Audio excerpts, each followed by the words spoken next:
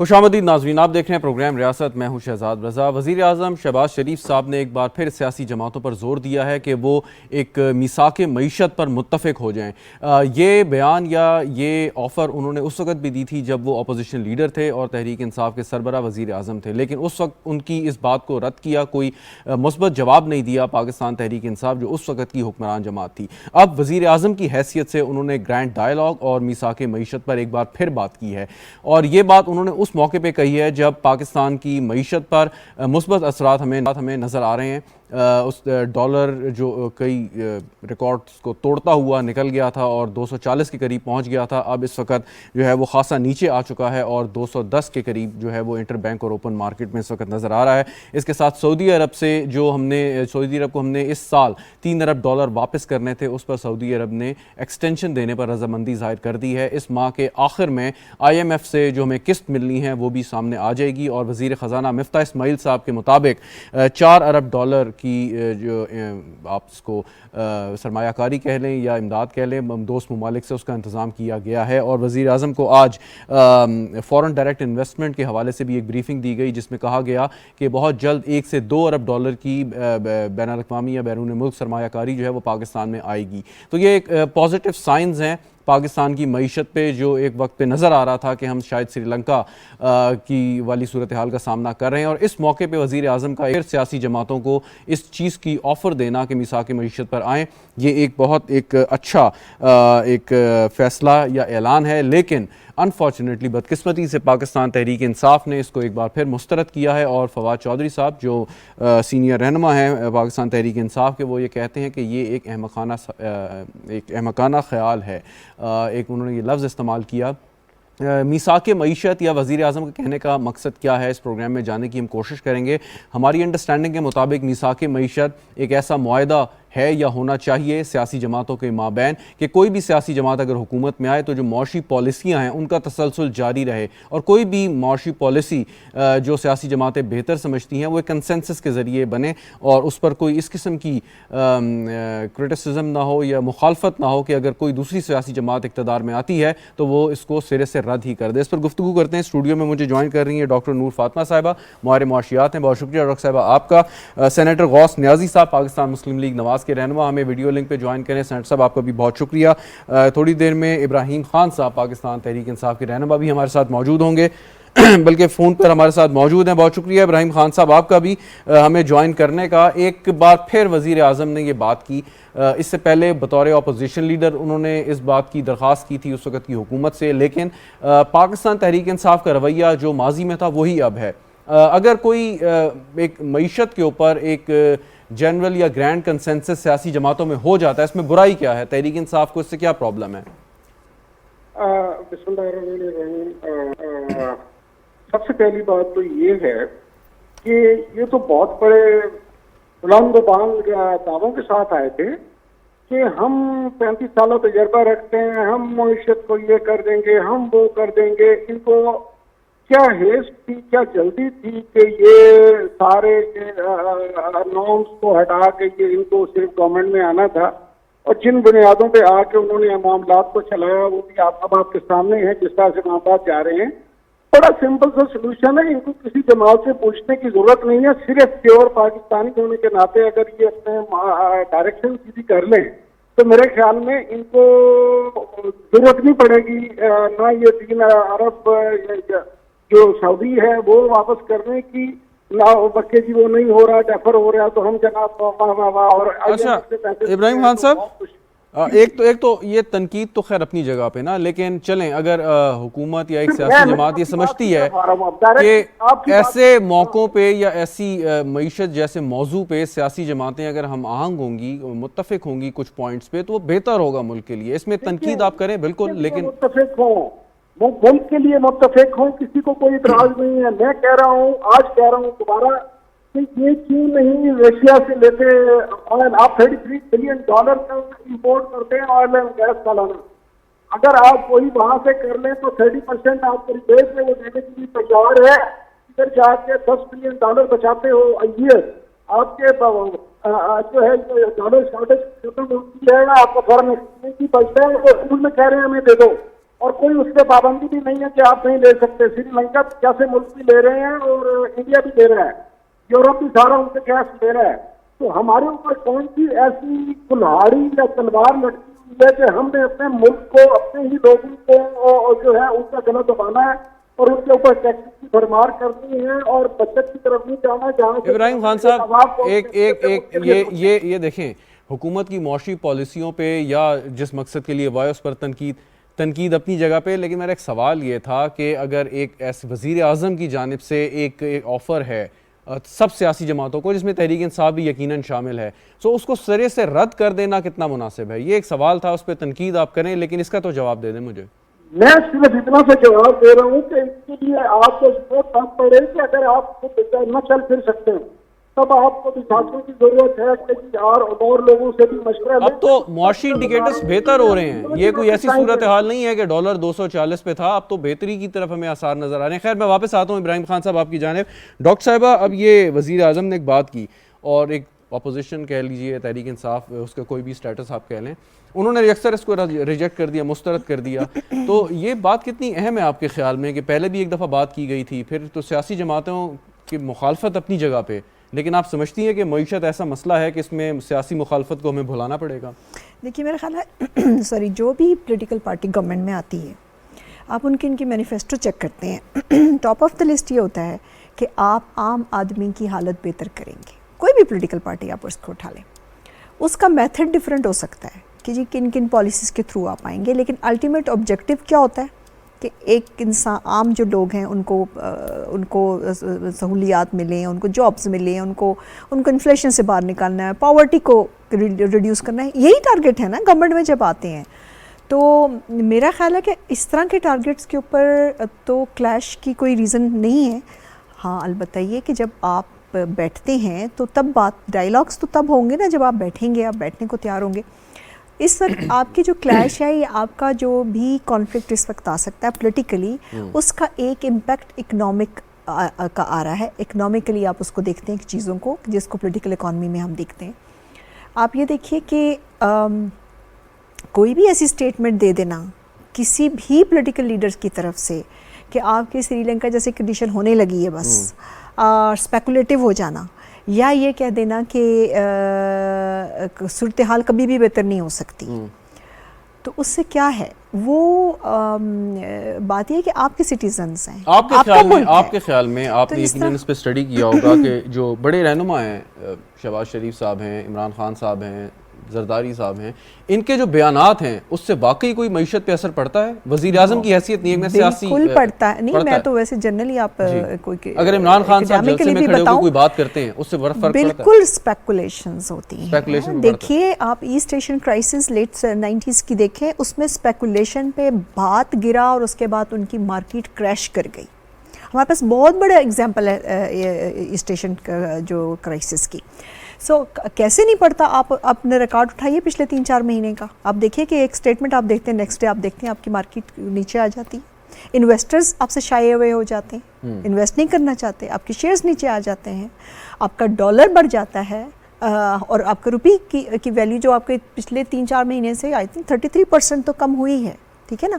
तो ये कैसे, देखिए, जो आपकी स्टेटमेंट है, the people are looking up to you कि आप क्या बात कर रहे हैं। नेचुरली आप बड़ा असेस करके, बड़ा उस चीज़ को एक वे करके बात करते हैं ना किसी, और मुल्क की जो मईशत है, मैंने कहा कि वो तो सबके लिए इम्पैक्ट रखती है ना। आप भी वही काम करना चाहते हैं। अच्छा, चलें इसको और थोड़ा सा आसान कर लेते हैं। इब्राहिम खान साहब भी सुन रहे हैं कि अगर पाकिस्तान तहरीक इंसाफ, इमरान खान या उनके कोई भी रहनुमा ये बात करते हैं कि जी मौजूदा हुकूमत के जो पाकिस्तान को, जिस वक्त पाकिस्तान है उसके तहत पाकिस्तान श्रीलंका जैसे सूरत हाल से 2-4 होने जा रहा है, या मौजूदा हुकूमत की पॉलिसियाँ ऐसी हैं कि हम अनकरीब जो है डिफ़ॉल्ट की तरफ चले जाएंगे, ये बयानात आप भी सुनती होंगी। सो ये बयानात देने चाहिए पब्लिकली आपके ख्याल में या नहीं? मेरे ख्याल में नहीं देने चाहिए। नहीं देने चाहिए। आइडली इस तरह स्टेटमेंट आपको नहीं देनी चाहिए। उसकी रीज़न है कि then you are actually calling for it in a way कि लोग इस तरह रिएक्ट करना शुरू हो जाएंगे। आप ये देखिए ना, एज ए रिस्पॉन्स, देखिए गवर्नमेंट में होना या ना होना, लेकिन आपकी एक individual position as a political leader तो मौजूद है ना, आपके फॉलोअर्स मौजूद है, आपके फॉलोअर्स से ज़्यादा वोटर्स मौजूद हैं, आपकी कॉन्स्टिट्यूएंसीज मौजूद है। लेकिन जब आप इस तरह की स्टेटमेंट देंगे तो मैं नहीं समझती कि इस तरह की तो सिचुएशन तनकीद का दायरा कैसे महदूद होना चाहिए, कितना होना चाहिए, किस हद तक तनकीद करनी चाहिए मुआशी पॉलिसी की? अगर जहां आप opposition- देखते हैं कि आपका स्टेट इंटरेस्ट डैमेज हो रहा है, मेरा ख्याल है दैट इज़ द लिमिट। ठीक, जहां आप देखते हैं कि इसका एक बिल्कुल फ्यूचरिस्टिक रिजल्ट निकलेगा, वहाँ आपका लेकिन stop इवन होना दैट चाहिए। आपको स्पेकुलेशन नहीं करनी चाहिए। स्पेकुलेशन से अब देखें जी, ये दुनिया में मनी बात है, एक फंडामेंटल्स में, इकोनॉमिक्स में भी, कि अगर आपने स्पेकुलेशन की है, सबसे पहले आपका इन्वेस्टर आपसे जी बिल्कुल निकल ठीक। जाता है। इब्राहिम खान साहब, आपने सुना डॉक्टर नूर फातिमा साहिबा की जो बात है, उन्होंने कहा जी तनकीद आप कर सकते हैं एक दायरे में रह के, और लेकिन स्पेकुलेशन नहीं करनी। तो अक्सर हम जो तकरीरें सुनते हैं पाकिस्तान तहरीक इंसाफ के जलसों में अदरवाइज, तो हमें लगता है कि बहुत ज़्यादा स्पेकुलेशन है, और बताया जा रहा है आपकी जानिब से कि अगर ये हुकूमत रही तो पाकिस्तान आइंदा चंद माह में कहाँ से कहाँ चला जाएगा। सो ये माहिर माशियात हैं, मतलब न्यूट्रल हैं, बिल्कुल इंडिपेंडेंट हैं, इनका कहना ही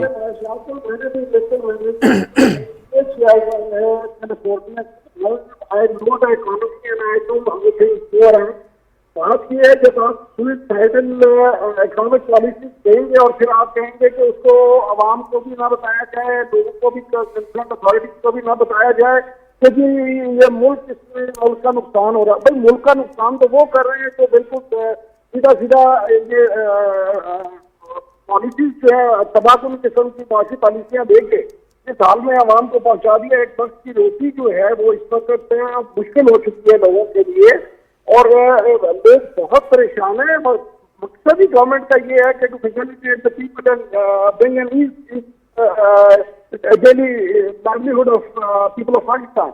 उसके लिए आप ऐसी पॉलिसीज दें जिसमें कि आप अपना ठीक। बेसिक है क्या, थोड़ा मैं आपको सिंपल से समझा देता हूँ। जैसे आपके घर का आमदन खर्च है ना, ये इसी तरह से है कि आप अपना, आपके अखराजात ज्यादा है मुल्क के, और आपके जो आमदन है कम है।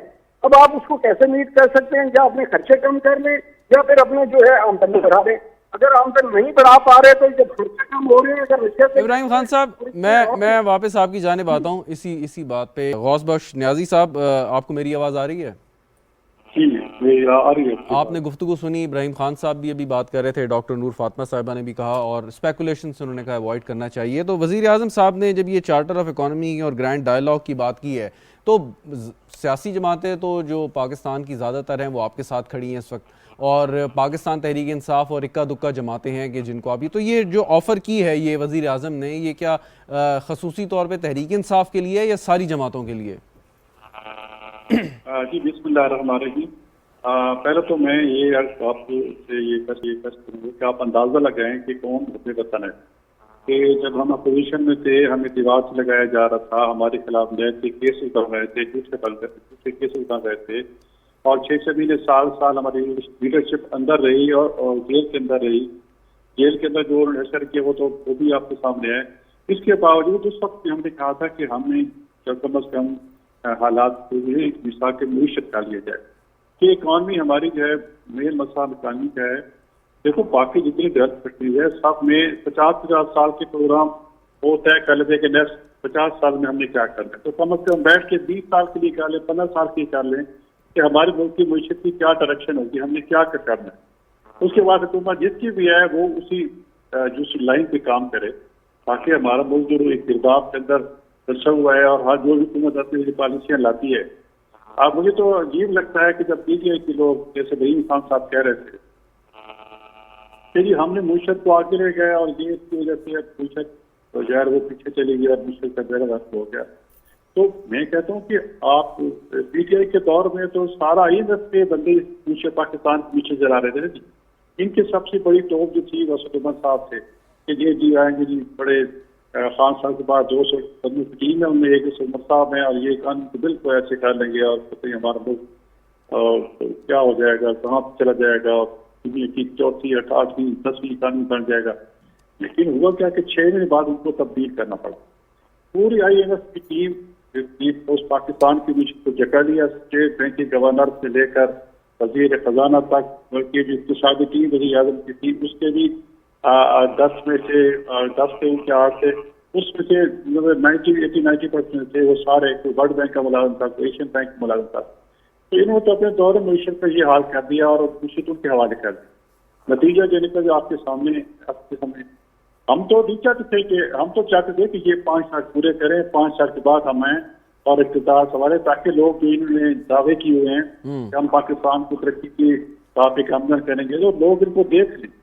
लेकिन 3.5 साल के बाद जब सियासी की जिम्मेदार सियासी पार्टियां, मुस्लिम लीग नून है, पीपल्स पार्टी है, JUI है, दूसरी छोटी पार्टी, उन्होंने मिलकर बैठ के सोचा कि ये हमारे मुल्क के साथ क्या हो रहा है। हम अगर सब चुप करके देखते रहे तो 5 साल के बाद मुल्क का जो असर होगा वो तो फिर किसी से संभाला नहीं जाएगा। खुदा न खासा हम डिफॉल्ट न कर दें, तो फिर हमने आगे आके एक जमहूरी तरीके से तब्दीली लाई और मुल्क को हमने अल्हम्दुलिल्लाह एक विजन दी या उससे एक डायरेक्शन दी। आपको याद होगा कि जिस दिन वज़ीर आज़म शहबाज शरीफ साहब मुंतखब हुए, उस दिन 10 रुपए डॉलर डाउन हुआ था, 190 से 180 रुपए। लेकिन फिर हुआ क्या कि सदर पाकिस्तान ने वज़ीर आज़म से हलफ लेने से इनकार कर दिया। हालांकि किसी मुल्क में, जमहूरी मुल्क में ऐसा होता है, अना परस्ती की कोई हद होती है कि सदर साहब जो हैं वो पाकिस्तान के वज़ीर आज़म से हलफ नहीं दे, जाके दूसरे दिन जाके वो सदर जो चेयरमैन सेनेट है कैम सदर ने हलफ दिया। फिर काबीना के लिए वो 20-25 दिन बैठे रहे कि कोई हलफ लेने की तैयार नहीं था। सही। फिर उस काम सदर ने लिया। तो आपके मुताबिक ये तहरीक इंसाफ ने हुकूमत से जाने के बाद जो आपके लिए सियासी मुश्किलात खड़ी करी, उसकी वजह से मईशत का ये हाल हुआ?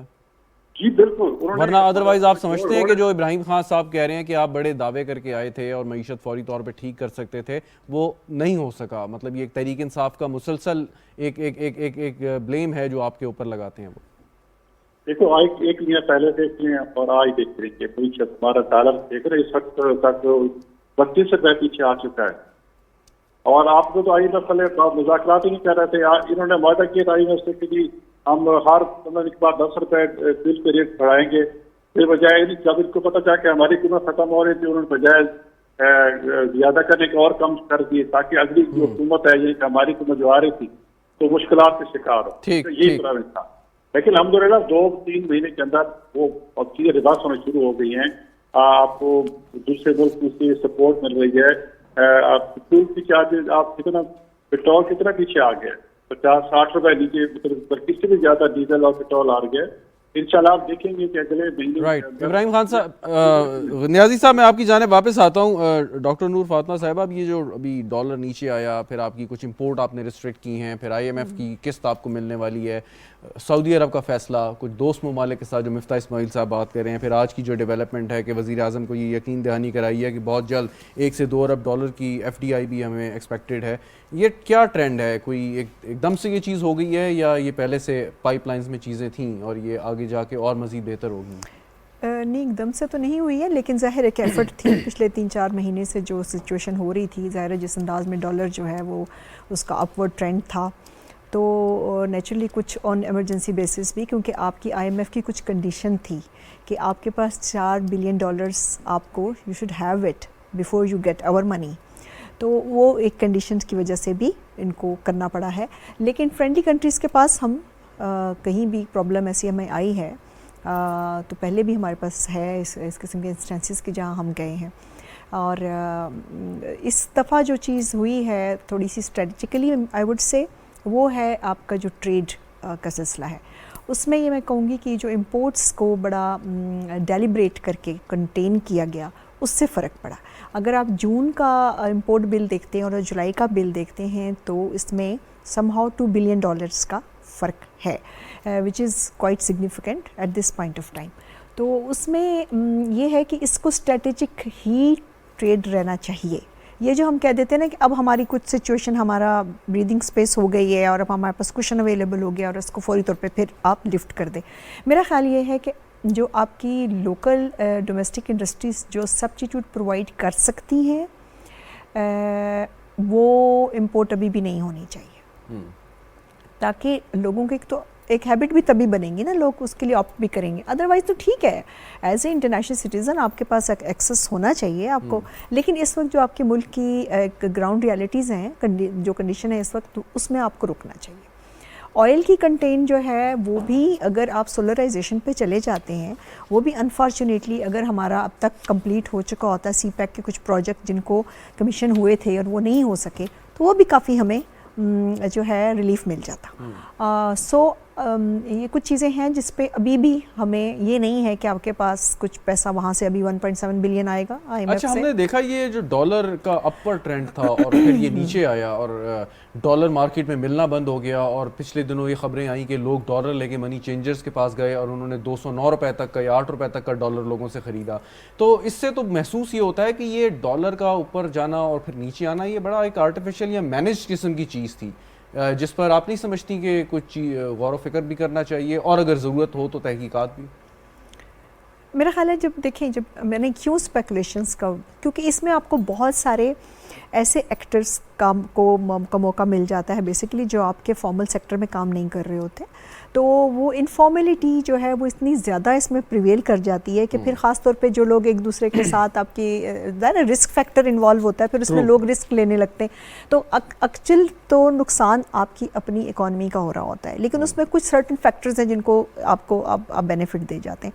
लेकिन मैं समझती हूँ कि डेलिब्रेट शेड नहीं था, लेकिन चूंकि जिस कंडीशन जो प्रिवेल हो गई उसके अंदर ये ज़ाहिर लोगों को मौका मिला। ठीक, बिल्कुल सही। इब्राहिम खान साहब, अब आप तनकीद तो करते हैं हुकूमत पे और एज अपोजिशन जमात के तौर पे आपका हक भी है तनकीद करना, लेकिन फिर जब आप तनकीद करते हैं तो फिर लोग आपसे सवाल भी आपसे हक बजाने होते हैं पूछने में कि आखिर आपकी हुकूमत चलती रहती तो आखिर ऐसी क्या चीज़ आप करते कि ये सूरत हाल पैदा ना होती। लोग कहते हैं कि अगर तहरीक इंसाफ की हुकूमत चलती रहती सो जो सूरत हाल है वो आज से भी ज़्यादा बुरी हो सकती थी, तो ये आपके ऊपर भी तनकीद होती है। तो आप थोड़ा सा ज़रा बताएंगे कि आखिर ऐसा क्या आपके पास फार्मूला था कि ये सारी सूरत हाल पैदा ना होती, हमें डिफ़ॉल्ट का ख़तरा भी सामने ना आता कुछ अरसे पहले जो हम फेस करने लगे थे, या इस वक्त पेट्रोल की कीमतें भी कम होती, लोगों पे बोझ भी कम होता, आखिर क्या करते आप? देखें हुजूर, पहले तो मैं इनको ये क्लियर कर दूं कि हमारी गवर्नमेंट अगर नहीं चल रही थी तो पिछले 30 साल का आप उठा के देख लें, अयूब खान के बाद ये पहली दफ़ा 2 साल के कोविड इश्यूज़ के बावजूद आप 6% पे लेके गए GDP ग्रोथ। आपके हाईएस्ट रेमिटेंसेस आपके मुल्क में आई, आपके मुल्क में हाईएस्ट टैक्स कलेक्शन हुई, ये 38 अरब पे छोड़ के गए थे, हम 6000 प्लस पे चले गए। मकसद है कि हर इंडिकेटर आपका जो था वो पॉजिटिव जा रहा था, कोई ज़रूरत नहीं थी, और उसके बावजूद ये जो ब्लेटेंट इंटरफेरेंस के नतीजे में आने वाली गवर्नमेंट है, हम इनके साथ बैठ के इनको लेजिटिमाइज करें, वो नहीं करेंगे और उस वक्त तक नहीं करेंगे जब तक ये इलेक्शंस की डेट पे नहीं आते। Let the people of Pakistan decide कि किसने गवर्नमेंट में आना है, लेकिन अगर आप जब इलेक्शन की डेट के बाद इनके साथ बैठेंगे तब भी तो लेजिटिमाइज कर रहे होंगे ना आप इलेक्शन की डेट अगर अनाउंस होती है नहीं, हम कह रहे हैं आप आए, देखें इन्हीं वजीर आजम के साथ दो चीजें करनी है, तो आप इलेक्शन, जी सुनिए, मैं एक इलेक्शन की डेट है और दूसरा आप चीपर ऑयल खरीदें।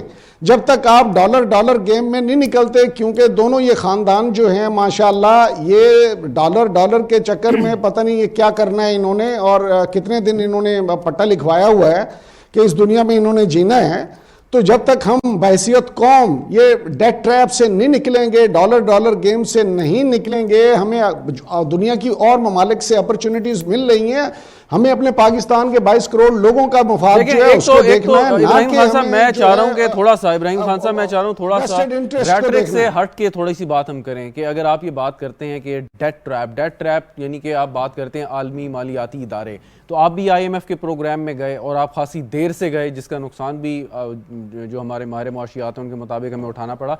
थोड़ा सा स्पेसिफिक होके कि ठीक है चलें, आपकी तनकीद अपनी जगह पे, मैं स्पेसिफिक कह रहा हूं ना, अगर हमारी माशी पॉलिसीज ठीक नहीं थी तो फिर ये कैसे आपकी GDP ग्रोथ 6% पे चली गई? इनके दो अदवार में पिछले 10-15 साल में या उससे पहले ये कभी 6% को इन्होंने क्यों नहीं टच किया?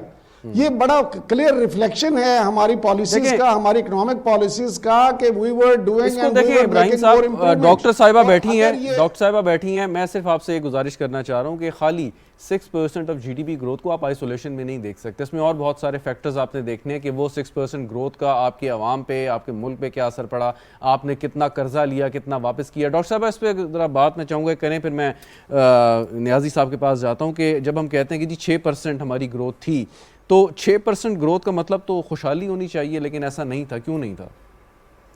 देखिए कुछ इंडिकेटर्स शो करते हैं, लेकिन उन इंडिकेटर्स को फिर ट्रांसलेट होना होता है आगे जाके डेवलपमेंट के अंदर।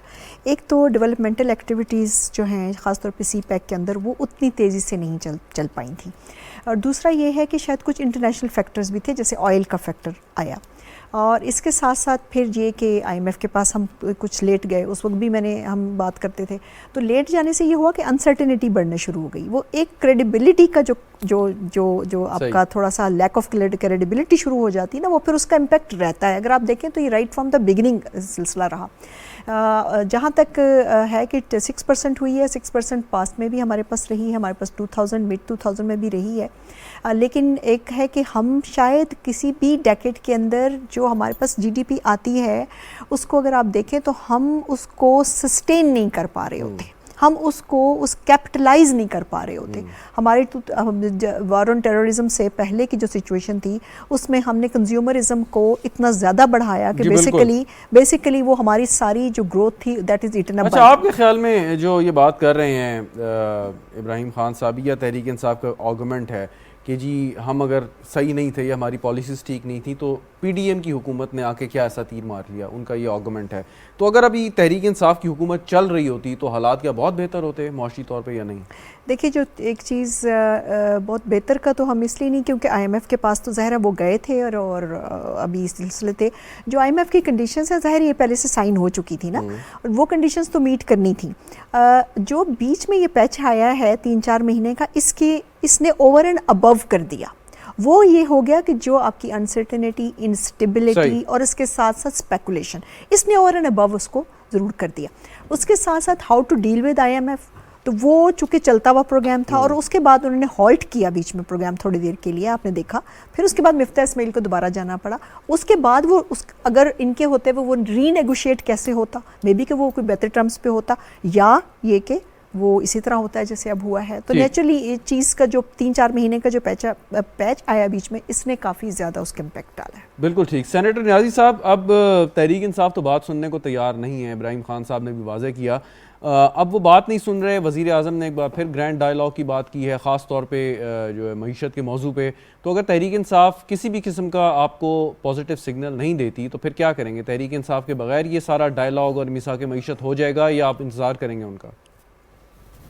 बिल्कुल, हमने दावत दी है, अगर वो ठीक है तो उसका मतलब ये तो नहीं हम बैठ जाएंगे। बिल्कुल, हमारे साथ जितनी पार्टी हैं और जो दूसरी हमारे साथ हुकूमत नहीं है उनसे भी रब्ता करेंगे और बिल्कुल एक साके में बनाएंगे। लेकिन इनकी तरफ से खान साहब, इमरान खान साहब कंफ्यूजन के शिकार है। वो तो डेस्परेट हो रहे हैं कि मुझे हुकूमत से अलग किया गया तो पत्नी सब, कभी वो अमेरिका के खिलाफ बोलते हैं, कभी अमेरिका के हक में बोलते हैं, कभी जाके इस बार ये भी खबर आई है कि वो मतलब अमेरिका सफीर से मुलाकात भी की है। तो ये पॉलिसी कंफ्यूज है कि उनको समझ नहीं आ रही कि मुझे इक़्तिदार क्यों अलग किया गया। दरअसल तो यकीन नहीं था कि इक़्तिदार से अलग कर दिया जाएगा, लेकिन वो हो गए।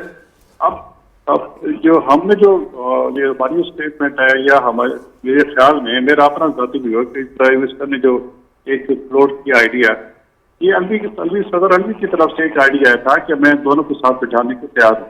अगर दोनों मेरी बात माने तो मैं एक मीडिया बन सकता हूँ या एक जरिए के मेरे पास आके बैठे और मैं एक जमहूरियत के लिए, मईशत के लिए हमने कुछ मुज़ाकरात करा सकता हूँ। तो उसके रिस्पॉन्स में मेरे ख्याल में प्राइम मिनिस्टर ने ऐसी बात की होगी, क्योंकि हमें तो पता है कि इनका जिस तरह की नेचर है, खान साहब की जहाँ आना और ईगो है वहाँ मुल्क तो कोई मसला नहीं है। मुल्क चाहे बाहर में जाए, खान साहब की ईगो और ना बरकरार रहनी चाहिए। तो एक जोशीले नारे, जज्बाती नारे लगाते हैं, फिर लोग उनकी तरफ अट्रैक्ट होते हैं, तो उससे लेकिन मुल्क को कोई फायदा नहीं होता। जज्बाती नारे से और सोशल मीडिया से मुल्क भी चला करते, तो मुल्क चला करते हैं ऑन ग्राउंड कुछ काम हो। आप एक काम करें और डिसइंफॉर्मेशन से मुल्क में बेयकीनी की कैफियत तो पैदा कर सकते हैं, लेकिन मुल्क की माशी जो इतिहास को बेहतर नहीं बनाया जा सकता। बिल्कुल सही। हम तो इंशाल्लाह पहले भी हमने अपने दौर में देखकर मुस्लिम लीग के दौर में जितने प्रोजेक्ट बने, तो मुल्क की तरक्की के, चाहे मोटरवेज बने, चाहे सी पैक आया, एटमी मवाक़ी, तो सारे मुस्लिम लीग के दौर में है। और हमने इंशाल्लाह कोशिश की है सबके साथ चलने की। जो हमारे साथ चला है तो नहीं चला है तो हमने कोई ये नहीं किया कि हमारे साथ क्यों नहीं चल। हम तो इंशाल्लाह चलेंगे और मुल्क को आगे लेके चलेंगे इंशाल्लाह। हमारा मुल्क जो इंशाल्लाह जल्द तरक्की की राह पे गामजन होगा और जल्द आप देखेंगे स्टील प्राइस पीछे दोबारा शुरू हो जाएगा। प्राइम मिनिस्टर जो शहबाज शरीफ साहब हैं इंशाल्लाह वो बड़े देखो अभी जो हमारे पंजाब की हुकूमत जिस तरीके से ली गई है वो भी आपके सामने है। तो लेकिन हमारे पास जब तक जो है हमारे साथ सियासी काम का एतमाद है, हम इंशाल्लाह तरक्की और पूरा करेंगे। और ये कहते हैं ना कि जी क्या कर लिया है भाई, आपने 4 साल जो बिगाड़ किया हमें 4 महीने तो दे दें कि 4 महीने तो हम मुल्क की मैशत को दें, 4 महीने बाद देखा कि मुल्क अगर 4-5 महीने बाद तब्दीली नजर नहीं आती तो फिर तो आपका शिकवा बनता है। मैं इंशाल्लाह कहता हूँ कि इस अगस्त के आखिर में और अक्टूबर के 15 सितंबर तक आप अभी खाने में अभी काफी वाज़ेह इशारे इंशाल्लाह देखेंगे। और ये डॉलर और स्टॉक मार्केट और दूसरे जो बायत इन्वेस्टमेंट नसीबी बहुत बड़ी इंशाल्लाह पॉजिटिव तब्दीली आने वाली है। बिल्कुल ठीक। इब्राहिम खान साहब, अब चाहे आपकी बात हुकूमत माने या ना माने, अल्टीमेटली इंतखाबात लगभग 1 साल के अरसे में होने हैं, यानी असम्बलियों की मुद्दत ख़त्म होनी है 5 साल की। तो एक तो ये कि तहरीक इंसाफ इस चीज़ को रियलाइज़ क्यों नहीं करती, अब 2 सूबों में आपकी हुकूमतें हैं, अगर आपने फ़ौरी इंतखाबात करवाने हैं तो बहुत आसान साहब के पास हल है इसका, एक कि आप दोनों सूबों में अपनी हुकूमतें तोड़ दें, असम्बलियाँ डिज़ोल्व करें और फिर इंतखाबात में यकीनन प्रेशर होगा कि इंतखाबात की आम इंतखाबात की तरफ आप जल्द चले जाएँ, ये तहरीक इंसाफ वाले भी कहते हैं। लेकिन आप पंजाब या KP की हुकूमतें भी इंजॉय करना चाहते हैं, मरकज़ी हुकूमत को दबाव में भी लाना चाहते हैं, तो फिर तो ये कोई मुनासिब बात ना हुई। या तो वेट करें और फिर आप जैसे डॉक्टर साहिबा कह रही थी कि ये सियासी गैर यकीनी की वजह से जो हम मईशत में जो हमारे बिगाड़ आया है ये और ज़्यादा आ जाएगा, तो आप नहीं समझते कि इस वक्त थोड़े से तहम्मुल की ज़रूरत है? देखें, हमने जितना तहम्मुल दिखाया है शायद वो किसी ने भी ना दिखाया हो। हमने ये तमाम, मैं अगेन रिपीट करूँगा, ब्लेटेंट इंटरफेरेंस के बावजूद हमने तहम्मुल दिखाया है। पीसफुल प्रोटेस्ट के लिए बाहर आए हैं तो हमारे ऊपर ऐसे शेलिंग की गई जैसे हम कोई इंडियन सिटीजन्स थे और ऑक्युपाइड कश्मीर में हम पहुंच गए थे, जिस तरह से हमें ट्रीट किया गया, हमारे से वो बेसिक राइट जो है वो छीना गया। इससे हट के मैं अब आपको बता रहा हूँ, जब तक हम IMF के चंगल से और ये डॉलर की गेम से नहीं निकलेंगे, अल्टरनेट इकोनॉमिक अपॉर्चुनिटीज़ को अवेल नहीं करेंगे। एक बड़ी ज़बरदस्त विंडो ऑफ अपॉर्चुनिटी हमें मिली है कि हम रशिया हमें ऑफर कर रहा है कि ले लो हमारे से ये 30% ये बात बड़ी आपने अच्छी की इब्राहिम साहब। यही सवाल इसी पे एक सवाल है कि आपने बड़ी अच्छी बात की कि ये अपॉर्चुनिटी है, रशिया की आपने बात की। अब ये वो चीज़ें हैं कि जो आप हुकूमत के साथ बैठ के उन्हें बावर करा सकते हैं, लेकिन आप तो बैठने के लिए तैयार नहीं है, यही बात हो रही है। नहीं, हमारे बैठने ना बैठने, ये जैसी वैसी हुकूमत है, इनके पास है ना, इनके पास अथॉरिटी है, ये निगोशिएट करें उनके साथ, उनसे ले लें। क्यों नहीं लेते? क्यों कि आका नाराज ना हो जाएं कि डॉलर से कैसे, पेट्रो डॉलर से कैसे निकलें, हमारे खानदान की जो प्रॉपर्टीज, जो माल जो बाहर पड़ा हुआ है वो कहीं जब्त ना हो जाए। अब देखिए, कंप्रोमाइज लोगों को जब आप अगर आप लेंगे तो पेमेंट तो आप डॉलर्स नहीं करेंगे ना, इकोनॉमीज नहीं चला करती। आपने कुछ कहा था वो डबलिंग हो गई, मुझे समझ नहीं आया। मैंने कहा कि आप रशिया से भी अगर ऑयल खरीदेंगे तो आप पेमेंट तो डॉलर्स में ही करेंगे ना, आप बार्टर नहीं कर रहे उनसे, आप उनसे तेल खरीद। नहीं सर, नहीं, रशिया ने क्लियर कहा है कि आप हमें रूबल्स में करें या आप उसमें बार्टर पे आना चाहें, हम आपको आसान तरीन उस पर जो है आपके साथ हम अपने ताल्लुकात को बेहतर करना चाहते हैं।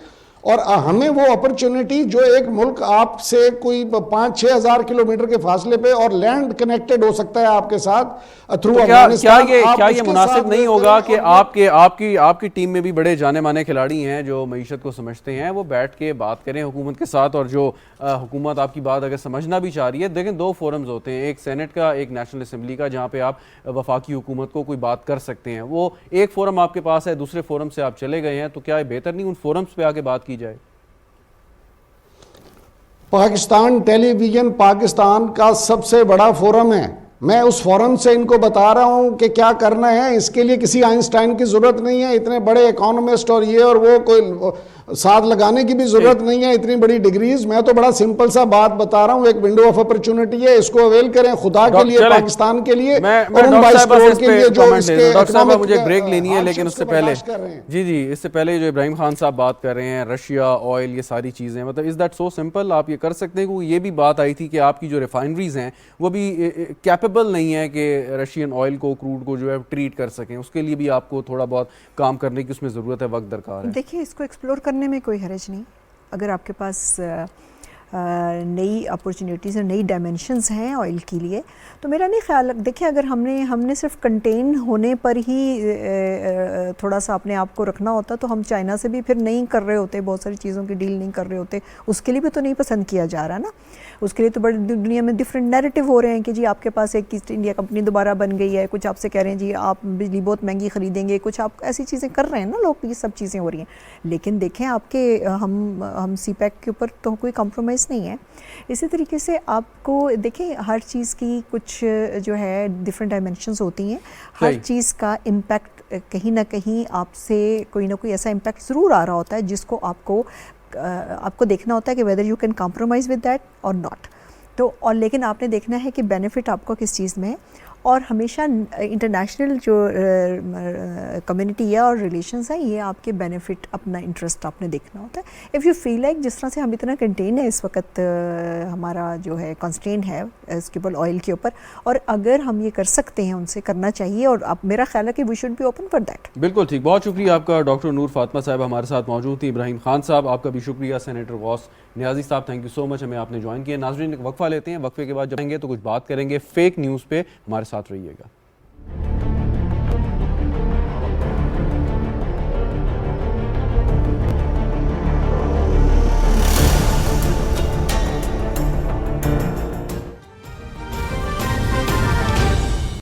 सिर्फ रॉयल एसीडीसी फैंस में है टर्बो स्पीड और डिमर की भी जरूरत नहीं। परमानेंट मैग्नेट मोटर से 50% बिजली बचेगी।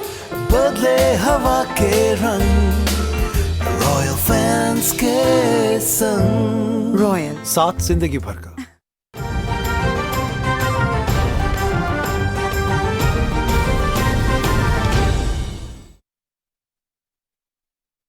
अल्लाहु अकबर, अल्लाहु अकबर,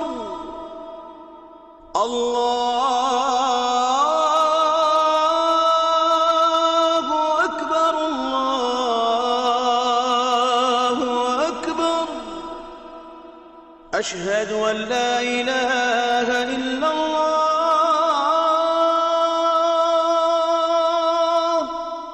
अशहदु अन ला इलाहा इल्लल्लाह,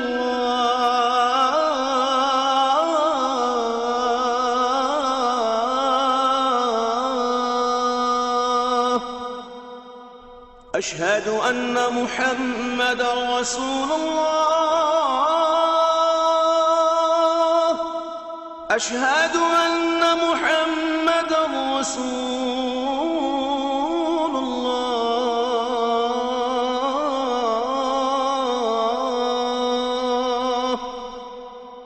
हय्य अला सलाह, हय्य अला सलाह,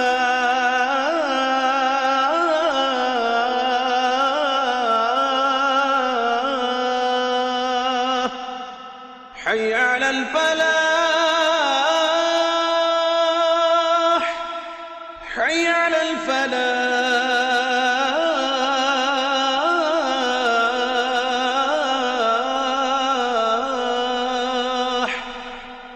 अल्लाहु अकबर, अल्लाहु अकबर, ला इलाहा इल्लल्लाह।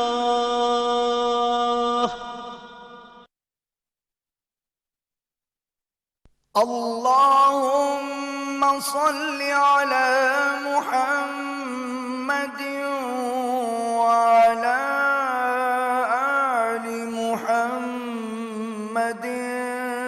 कमा सल्लैता अला इब्राहीम व अला आलि इब्राहीम इन्नका हमीदुम मजीद। अल्लाहुम्मा बारिक अला मुहम्मदिन व अला आलि मुहम्मद كما باركت على إبراهيم وعلى آل إبراهيم إنك حميد مجيد.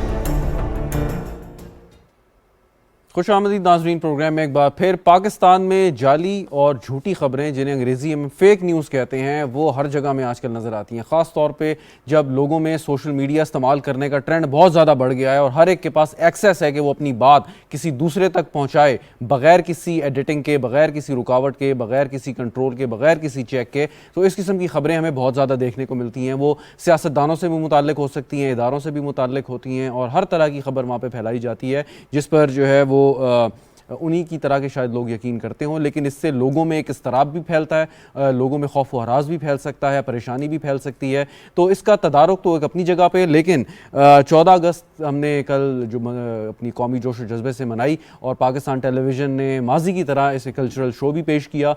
बदकिस्मती से उस शो को बुनियाद बना के और ऐसा प्रोपोगेंडा सोशल मीडिया पे किया गया कि उन्होंने शायद कोई बहुत ही गलत काम कर दिया। माजी में भी कल्चरल शोज़ होते रहे हैं जिसमें म्यूज़िक भी होता है, आर्ट परफॉर्मेंस भी होती है, विजुअल परफॉर्मेंस भी होती है, लेकिन उसमें बात यह कि अगर आप फेक न्यूज़ बनाएंगे और पुरानी तस्वीर चलाएंगे या गलत तस्वीर चला के और बैकग्राउंड में कायदे आज़म की तस्वीर होगी, तो उससे एक बहुत गलत मैसेज जाएगा। जो लोग ये समझेंगे और वो पीटी समझेंगे कि पाकिस्तान टेलीविज़न न्यूज़ ने कोई गलत बात की है, तो ये एक इंतहाई एक कौमी इदारा है। इसमें ना तो ये किसी एक सियासी जमात का है, ना एक हुकूमत का है, और ये एक रियासती इदारे की हैसियत से हम सब की मलकियत है, और हम सब का फ़र्ज़ है कि हम इस इदारे को और कोई भी किसी भी कौमी इदारे को मुतनाज़ा बनाने से इज्तनाब करें। इस पर गुफ्तगू करते हैं। आगा इकरार साहब मेरे साथ मौजूद हैं, पाकिस्तान टेलीविज़न का हिस्सा हैं, सीनियर एंकर हैं, जर्नलिस्ट हैं। बहुत शुक्रिया आगा साहब आपका। ये जो फेक न्यूज़ है जी, ये है क्या, कौन बनाता है? आप जैसे मेरे जैसे लोग बनाते हैं, या कोई इसके लिए ख़ास आपको कोई एक्सपर्टीज़ चाहिए, कोई इल्म चाहिए, कोई कोर्स करना पड़ता है, कैसे होता है ये? नहीं जी, इसमें सिर्फ एक कोर्स करना पड़ता है कि आपको लोगों के साथ दगा करना आता हो। अच्छा, तो फिर आप फेक न्यूज़ बना सकते हैं। लेकिन इसमें शाह साहब थोड़ी सी मैं एक बात कहूँ, अब आज फेक न्यूज़ के बारे में कहा जाता है कि अभी आई है, सोशल मीडिया के साथ लिंक किया जाता है। एक्चुअली ऐसा है नहीं। हम ये समझते हैं और ये हम पढ़ाते भी हैं कि जिस दिन पहला अखबार छपा था उस दिन से फेक न्यूज़ आ गई थी, जिसको हम उस ज़माने में फैब्रिकेटेड, कॉन्कॉर्टेड, कुक्ड न्यूज़ का नाम देते थे। आज उसी को हम फेक न्यूज़ का नाम दे रहे हैं। पर्टिकुलरली जो आपने जो रेफरेंस से बात की है, वो इंतहाई चीज़ ख़तरनाक हो गई है कि आप कोई पुरानी तस्वीर, इवन आपको फोटोशॉप भी नहीं करनी पड़ती है, कोई पुरानी तस्वीर किसी और इवेंट के साथ अब इन रिलेशन टू करके जो है वो एक उसके ऊपर एक कमेंट लिख देते हैं, दैट इज बेसिकली डीप। लेकिन आगा साहब, मेरा सवाल जो था, आपकी बात बिल्कुल बजा है, लेकिन आपने भी अखबारात में काम किया है। आप एज ए रिपोर्टर अगर काम करते हैं, आपके ऊपर आपके सीनियर होते हैं, चीफ रिपोर्टर होते हैं, ब्यूरो चीफ होते हैं, डेस्क पे होते हैं, डेस्क इंचार्ज, फाइनली फिर एडिटर। तो ये इतने सारे आपके जो है ना फिल्टर्स हैं जी। सोशल मीडिया में फिल्टर नहीं है। मेरा दिल चाहेगा मैं आपके खिलाफ कोई बात करूं तो मैं फौरी तौर पे कर सकता हूं, कोई रोक टोक नहीं। बिल्कुल। और सबसे खतरनाक बात ये होगी कि सोशल मीडिया समहाउ और अदर अब मेन स्ट्रीम मीडिया को, यानी अखबारात को भी ट्रिगर कर रहा है। यानी कि अखबारात में भी वो सिस्टम नहीं रहा जितना आपने खूबसूरत सिस्टम आपने अपने ज़माने का या मेरे ज़माने का बताया था। वो ये कि जब एडिटर को कत्ल कर दिया गया, एडिटर का जो एक आप कह सकते हैं कि एक ऑफिस था, खत्म कर दिया गया अखबारात में भी, तो वहां में भी ये फिल्टर्स खत्म हो गए। अब हो ये रहा है कि फेक न्यूज़ को अखबारात भी इस्तेमाल। लेकिन मेरा एक सवाल और है कि खास तौर पे जो पाकिस्तान टेलीविजन के बारे में फेक प्रोपोगेंडा किया गया और बड़ा अनफॉर्चुनेट है, अगर वो लोग पकड़े भी जाएं और उनको सज़ा भी हो जाए या पीटीवी उन पर हर्जाना कर दे, पीटीवी को जो कंपनसेशन भी मिल जाए, लेकिन वो जो एक इमेज है जो हज़ारों लोग, लाखों लोगों ने देखा होगा, क्या वो वापस आ सकता है? आप वापस आने से मुराद ये है कि उनके जहनों में जो एक थोड़ी देर के लिए तस्वीर बन गई है, उसको कैसे हम मिटाएंगे? इसमें शाह मसला ये है कि एक मिटिगेशन होती है, वो हमें हमारा वो जो ऑपरेटस है मिटिगेशन का, वो मुझे एक्चुअली है नहीं इस तरह। एक चीज़ आप करते हैं, एक पार्टी के ख़िलाफ़ करते हैं, एक अदारे के ख़िलाफ़ करते हैं, उसके बाद अगर वो जो आपने बात की, अगर वो पकड़ा भी जाता है तो उसे क्या हासिल होगा, ना हासिल है। लेकिन पकड़ा जाना जरूरी है। पकड़ा जाना ज़रूरी है, लेकिन इसमें एक और चीज़ भी है कि आपको जैसी पाकिस्तान मुस्लिम लीग नवाज़ या PDM की हुकूमत आई है, वज़ीर आज़म शहबाज शरीफ साहब के हवाले से फेक न्यूज़ चली हैं, एक गलत किस्म के वीडियो ऑडियो क्लिप्स उसमें डाले गए।